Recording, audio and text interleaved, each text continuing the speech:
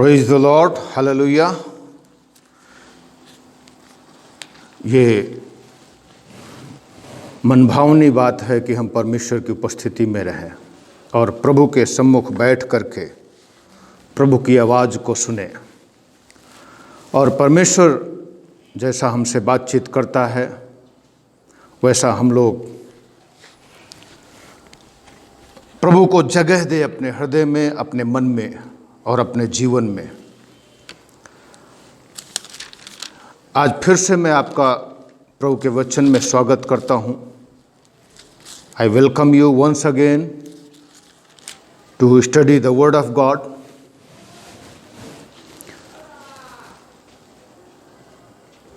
इन दिनों में जब हम परिस्थितियां देखते हैं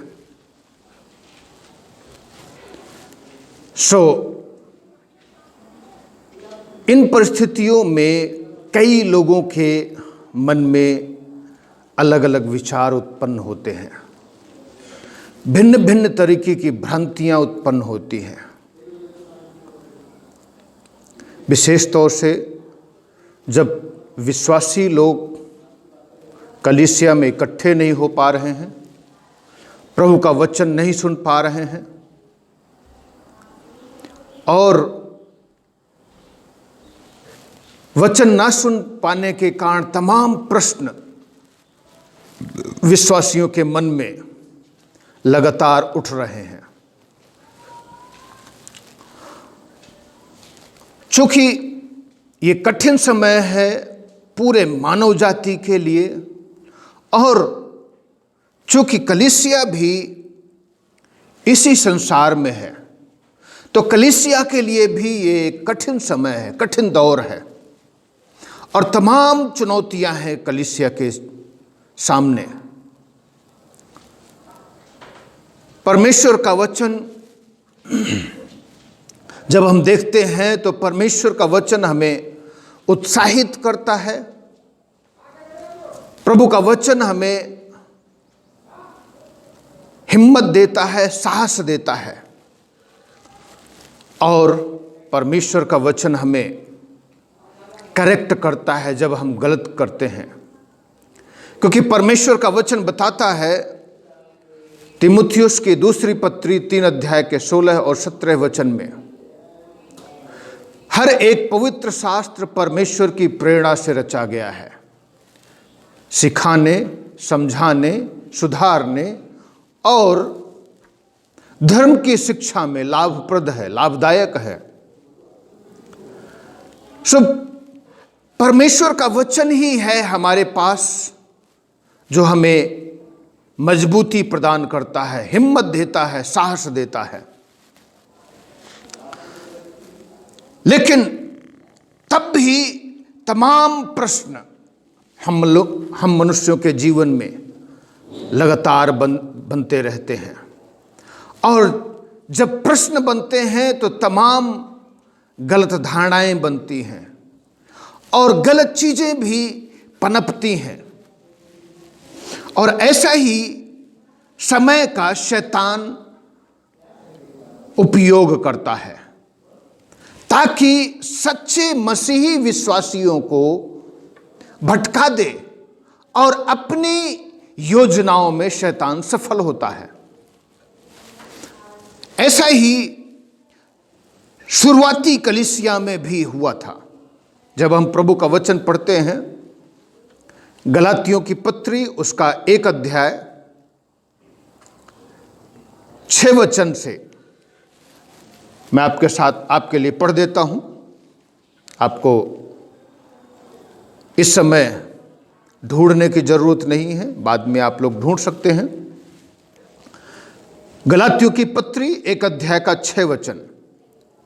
यहां पर परमेश्वर का सेवक पौलुस कहता है, मुझे आश्चर्य होता है कि जिसने तुम्हें मसीह के अनुग्रह में बुलाया उससे तुम इतनी जल्दी फिरकर और ही प्रकार के सुसमाचार की ओर झुकने लगे, परंतु वह सुसमाचार दूसरा सुसमाचार है ही नहीं, पर बात यह है कि कितने ऐसे हैं जो तुम्हें घबरा देते हैं और मसीह के सुसमाचार को बिगाड़ना चाहते हैं। परंतु यदि हम या स्वर्ग से कोई दूत भी उस सुसमाचार को छोड़ जो हमने तुमको सुनाया है, कोई और सुसमाचार तुम्हें सुनाए, तो शापित हो। जैसा हम पहले कह चुके हैं वैसा ही मैं अब फिर कहता हूं कि उस सुसमाचार को छोड़ जिसे तुमने ग्रहण किया है, यदि और कोई और सुसमाचार सुनाता है तो शापित हो।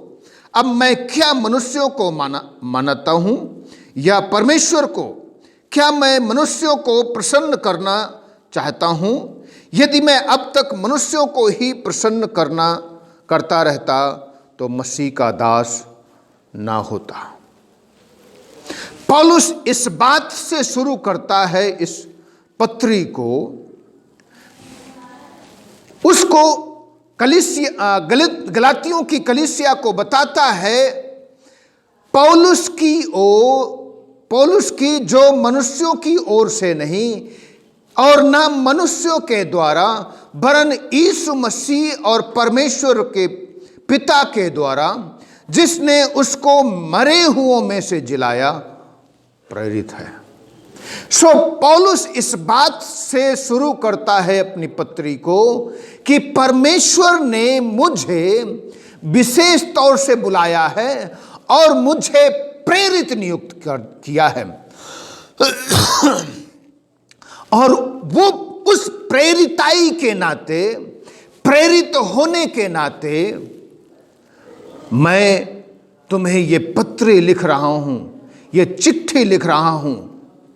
और जो सुसमाचार हमने सुनाया है उससे अलग कोई सुसमाचार है ही नहीं। मेरे प्रियो, इनफैक्ट जो वहां पर चली आ रही थी, शिक्षाएं चल रही थी, जब पौलुस गलातियों की कलीसिया में गया, गलातिया प्रोविंस में गया पहली मिशनरी यात्रा में, वहां पर भिन्न भिन्न जगहों में कलीसियाओं की स्थापना की, जैसे लुस्त्रा, इकोनियम और अन्य जगहों में, कई जगहों में उसने कलीसियाओं की स्थापना की। और कलीसिया की स्थापना करने के बाद वो फिर से लौट आया।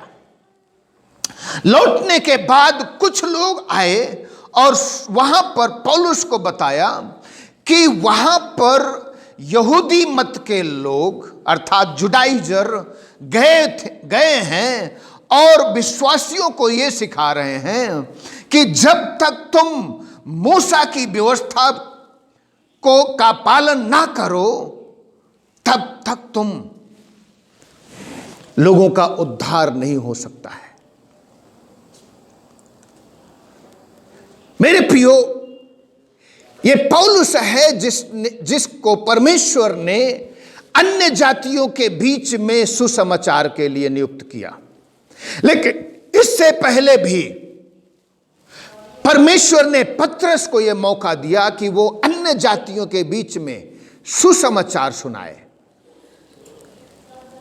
और जब पतरस कुरनेलियुस के यहां गया, उसको सुसमाचार सुनाया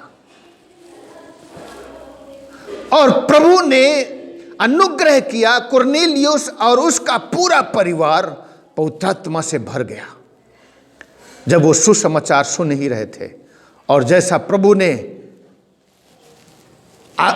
उनको बोलने की सामर्थ्य दी, वो सब लोग अन्य अन्य भाषा बोलने लगे, जैसा प्रेरितों के काम 2 अध्याय में लिखा हुआ है।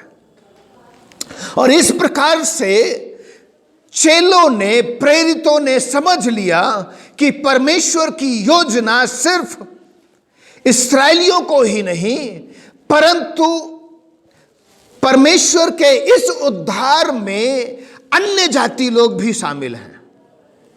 और इस प्रकार से अन्य जातियों का उद्धार हुआ और प्रभु ने पौलुस को इस्तेमाल किया कि वो गलातियों में कलीसिया की स्थापना करे। और जब कलीसिया की स्थापना हो गई मेरे प्रियो, ये जुडाइजर लोग वहां पर पहुंच गए और सिखाने लगे कि तुम्हें व्यवस्था के अनुसार, मूसा की व्यवस्था का भी पालन करना है। मेरे प्रियो, इन दिनों में भिन्न भिन्न तरीके की बातें चल रही हैं मसीही समाज में। अभी कुछ ही दिनों पहले मैंने सुना, कुछ विश्वासी लोग आपस में बातचीत कर रहे थे कि अरे कोरोना से बचना है तो घर के सामने लाल पेंट करके लकड़ी का क्रूस टांग दो।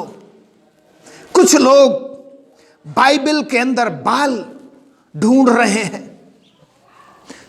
सो इस प्रकार से भिन्न भिन्न तरीके की बातें मसीही समाज में चल रही हैं। उनका मन उन क्रियाकलापों की ओर जा रहा है जहां पर जिसका परमेश्वर के वचन से कोई लेना देना नहीं। प्रभु का वचन बताता है हम सब का उद्धार यीशु मसीह के लहू से होगा, उस विश्वास से होगा जो यीशु मसीह पर है। सो मेरे प्रियो, आइए हम उस सच्चे विश्वास की ओर लौट आएं और यीशु मसीह पर विश्वास करें। और आज भी यीशु मसीह का लहू हमारे सारे पापों को धो देता है। पहला यूहन्ना की पत्री उसका 1 अध्याय 7 वचन और 9 वचन में लिखा है, यदि हम आज भी अपने पापों को मान लेते हैं, यीशु मसीह आज भी हमारे पापों को धो करके शुद्ध और पवित्र कर देता है। आइए हम लोग प्रार्थना करें। परमेश्वर पिता, मैं हर एक विश्वासी के लिए प्रार्थना करता हूं, और जितने लोग प्रभु तेरा वचन सुन रहे हैं परमेश्वर, जबकि डर और भय लोगों के जीवन में सताया हुआ है, सो प्रभु होने दे परमेश्वर, तू जो जीवन के स्रोत पर विश्वास करे, इस संसार की चीजों पर नहीं, क्रूस, बाल और अन्य तमाम की भौतिक चीजों की ओर नहीं, परंतु परमेश्वर सिर्फ तुझ पर और तेरे लहू पर विश्वास करें, क्योंकि तेरा लहू है प्रभु जो हमारे पापों को धो देता है। और तेरा लहू, प्रकाशित वाक्य 12 अध्याय में जैसा प्रभु वचन कहता है, तेरा लहू शैतान और उसकी शक्ति के ऊपर हमें विजय करता है। प्रभु हर एक को आशीष दे, संभाल करके रख। और प्रभु इस कोरोना महामारी के बीच में प्रभु अपने लोगों को बचा करके रख और सुरक्षा प्रदान कर, अपने लहू में छिपा करके रख, अपने लहू में ढांक करके रख और सुरक्षा प्रदान कर। और प्रभु यदि कोई बीमार है परमेश्वर, अपना हाथ बढ़ा करके तो स्पर्श कर और छू करके चंगा कर दे, आश्चर्य कर्म कर। यीशु के नाम से मांगते हैं, आमीन, आमीन। God bless you. Prabhu Ashish they.